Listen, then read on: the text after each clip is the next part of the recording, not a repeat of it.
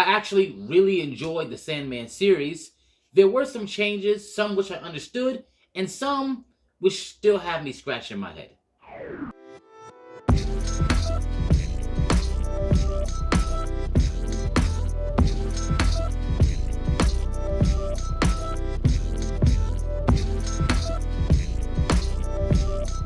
Hey, what's up, nerd fam? This is your boy Gashan. I want to welcome you to Enter the Nerd. Today, I want to talk to you about the Netflix series Neil Gaiman's Sandman. Now, I'm going to just let you know I'm not like a super ultra diehard Sandman fan. This is not where this is coming from. I'm a bit of a casual. I did read pretty much like the first volume.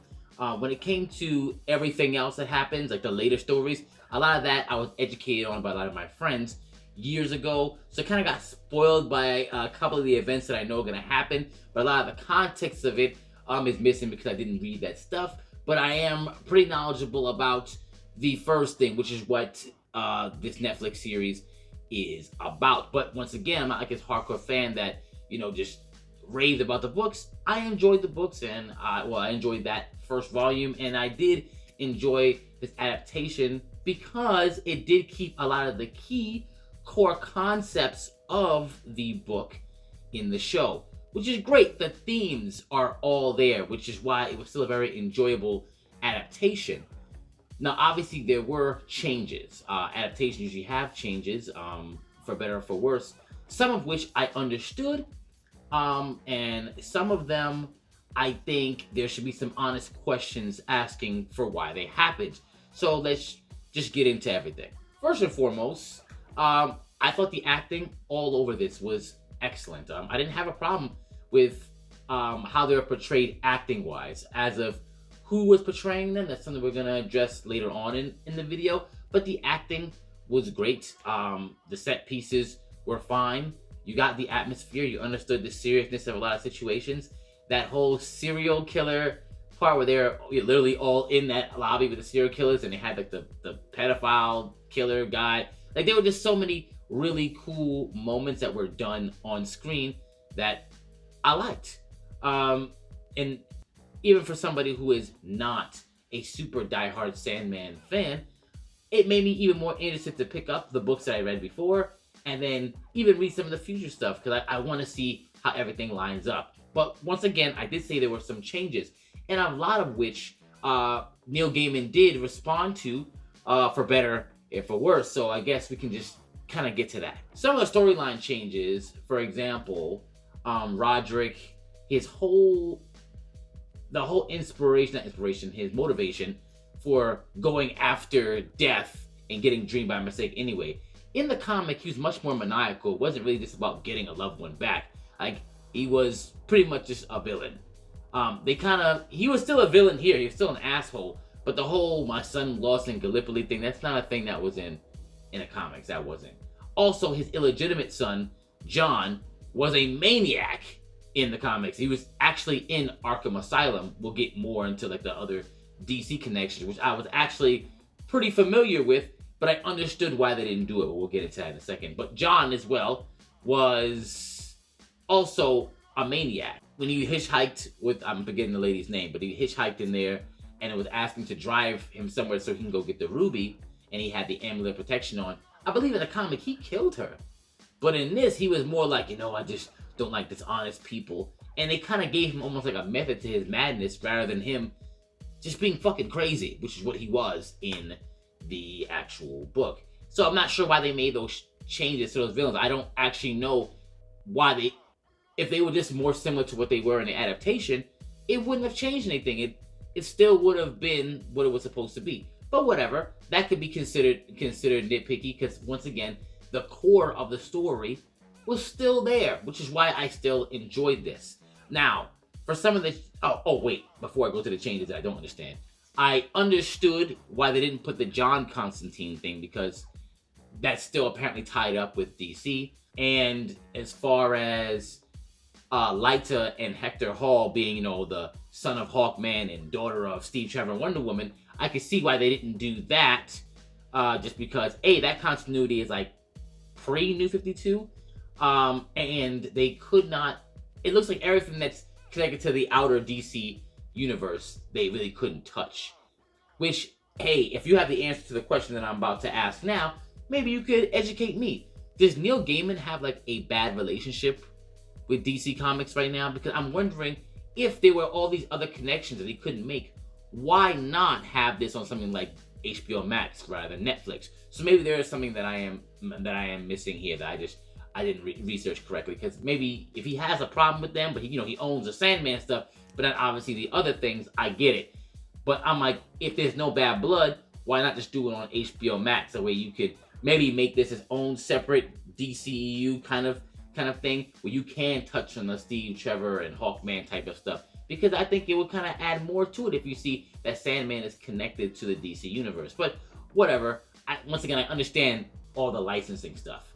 Now let's get to the things that don't really have anything to do with licensing and just creative choices, which people did complain about, or kind of gaslit into thinking that them complaining or mentioning was in the result of bigotry. So the start was Lucifer, right? So Neil Gaiman, I believe he was talking about it in an interview, like, Lucifer is the same one from the series Lucifer, and how he would have wanted that actor to come back, but for some reason said he felt like, and I'm paraphrasing here, like he felt like the fans would have a hard time disconnecting him from that show and putting him in here, which is utter bullshit. People understand context. They know it's someone else. I mean, they have American Horror Story where the same actor plays three different characters. I think they can understand that this is Lucifer, but from a different universe, whatever. People can do that, especially the nerds that are reading it. So I wasn't sure why they just, made it Gwendolyn Christie, who, mind you, she's a great actress, but still, that's just not what Lucifer was or looked like, right?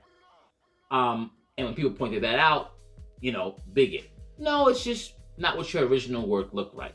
Now, we get to all the race and gender swaps for Lucienne, Rose Walker and her family, and even Death, right?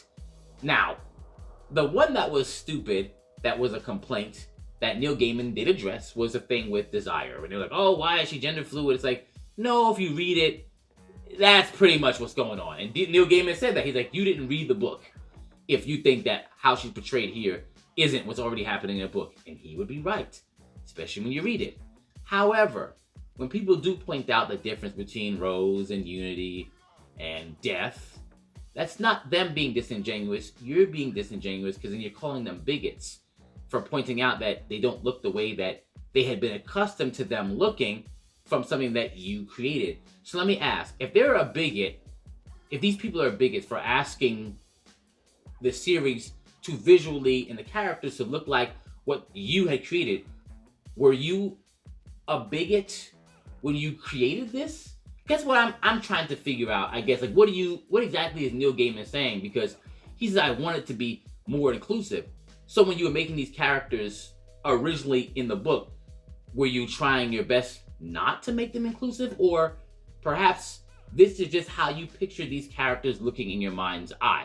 Which, me personally, I'm not a person who needs to be defined or represented by something fictional, because like that's my job, right? But as far as the work, I do see this is when you conceptualize a character, you conceptualize their look, backstory.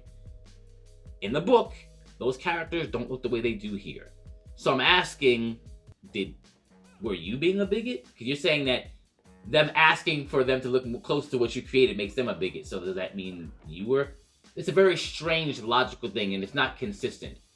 It really isn't. It's just a way to gaslight and to just kind of deflect from what's actually being said, right? And that I don't like. I don't. Because it's one thing if all the characters were whatever race and gender, and they're the same thing in the adaptation, and people just complaining about it, then that would be a bit strange. But that isn't what's happening, so let's just be genuine when we're responding to people when it comes to stuff like that. That's what I would like, because obviously I like his written work. His adaptation isn't bad, but there are changes. People are pointing them out, and it's not being bigots pointing out that they aren't the same. Especially Death, right? Because mind you, the actress for Death, she's a good actress, but the book, she was inspired from like a costume designer. She died, unfortunately. But it's like, why wouldn't we keep that alive just in memory of that character of that person who the character was based upon? It wasn't just that she was white, it was based off somebody who apparently Neil Gaiman was close to. So why the gaslight? Just say, hey, maybe Netflix said, you got a whole bunch of characters, they all look like this. Hey, you know how a lot of people react? Let's just change it up a bit for that. If you had come out on Twitter and said something like that, hey, this is what Netflix wanted, blah, blah, I think people would be like, all right, we get it.